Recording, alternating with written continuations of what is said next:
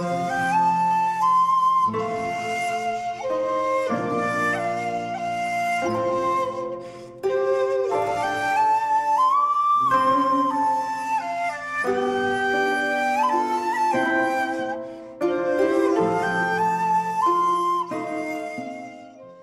there, this is Solitary Ronin from Solitary Ronin Films, and welcome to another random review. Today's random review is Bluebeard by Claude Chabrol from 1963. This film is based on the true life World War I French serial killer Henri Desiré Landru. This story has been filmed a few times, including the inspiration for Chaplin's Monsieur Verdoux.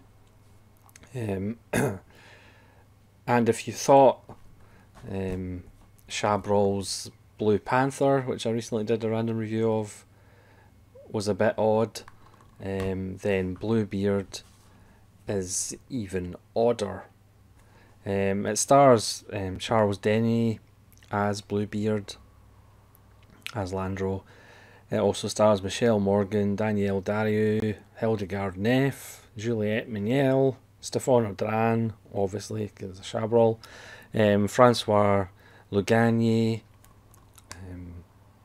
as his wife, lovers, and several victims. This is an odd film in the sense its tone is all over the place.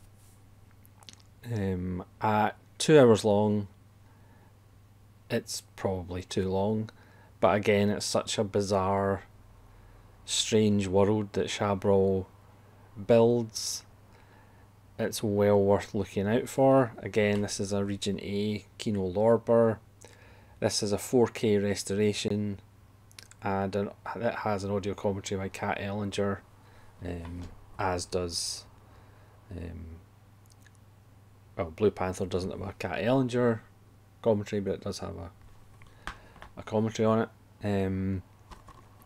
This is a strange film. I think the word that fits it best is facade.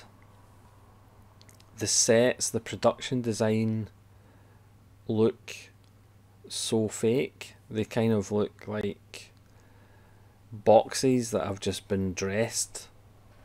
I mean, they are stunningly colourful, but the production design is so odd. It does look like a stage play at times. There is scenes that are shot outside in the exteriors, but the interiors look as though they've just been built and stuck on a stage, and Chabrol does do kind of really wide shots for a lot of it. So it looks like it is almost shot on a stage, and characters will exit stage left and stage right through doors. So it has a really weird feel. Also, the facial hair on show, the character of Bluebeard's beard is obviously fake. Obviously, in Blu-ray, the high definition, you do see the joins, but pretty much everybody has fake facial hair. Even the women, no, not quite the women, doesn't get quite to that stage, but the facial hair gives it a kind of bizarre feel as well. And just the tone. This is about a character, it's during World War I, so while all France's young men are being slaughtered, essentially,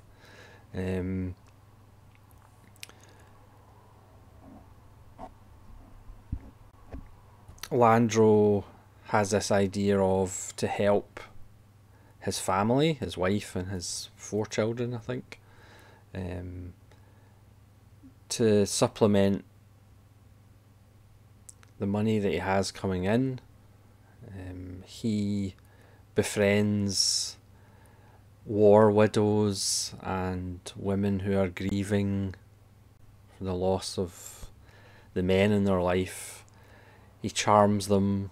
He takes them to his villa out in the country. He's about an hour away from Paris. he gets them to change their will, or names him as somebody who can deal with their money, and then he kills them and puts them in his stove.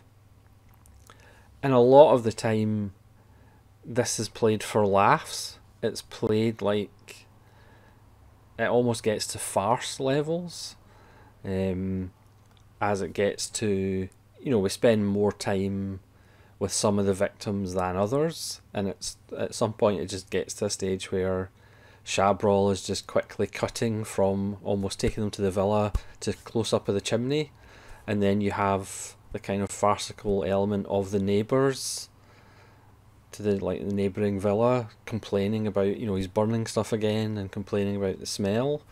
It does have a weird vibe to it, the same way Blue Panther did. Again, Chabrol wasn't particularly happy making these films. Like I said in the Blue Panther video, he'd burst on the scene. He was part of the Nouvelle Vague, with Le Beau Serge and Le Cousin, and he hadn't quite got to the late 60s, 70s, where he kind of got into his milieu of thrillers, stuff like Le Boucher and Beast Must Die and things like that. So he wasn't particularly in a great place when he was making these, and you do kind of get that sense because its tone is all over the place. Again, very much like Blue Panther, if you're that way inclined, you will get a lot of enjoyment out of the film, just in its strangeness. But if you're not that way inclined, you'll probably be annoyed by it, the film, quite a bit. It's a wonderful performance by Charles Denny. He has these wonderful brown eyes that just look like voids. It just looks like there's nothing there. And of course that is just a wonderful... it's a nice accident that he has those eyes, because it really suits the psychopathic nature of the character. And again, I go back to the word facade, because he had this double life. Again, there's an almost farcical moment or scene where he's picking up these women from, Lonely Heart ads or whatever in the park, and he takes one off, and then it cuts to a passage of time, and he's picking up another one, and there's a couple of women sitting there going, there he goes again with another one. But of course, at the time, it was the middle of World War One. I think his crimes were from 1915, I almost said 2015, 1915 to 1919. He was finally executed in 1922, spoiler alert. But even the trial sequence gets to like full-blown farce. Even the prosecutor is given this really damning speech, and then there's a character sitting behind him who's just got this insane grin in his face throughout the whole thing. I think he's like another lawyer, but he's got this like Cheshire cat grin sitting behind him in the background. The whole tone, which shifts almost from scene to scene, is quite bizarre, but it's worth seeing because of its bizarreness. Again, the production design is kind of garish. The different women that he goes to, their boudoirs, there's some beautiful purples and pinks, and at one point, he meets Stéphane Audran on a train, which is a wonderful sequence. Again, Audran's just having a blast with this, the same way she was in Blue Panther. But she becomes more his lover rather than a victim. He doesn't see her as a potential victim because she is a bit younger. It's funny seeing Audran in these mid-60s, early to mid-60s films. She's not quite developed into that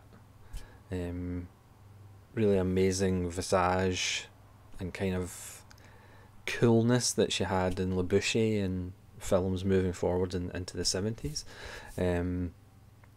But again, she's having a blast here as his paramour, who is a singer, but she can't really sing that well.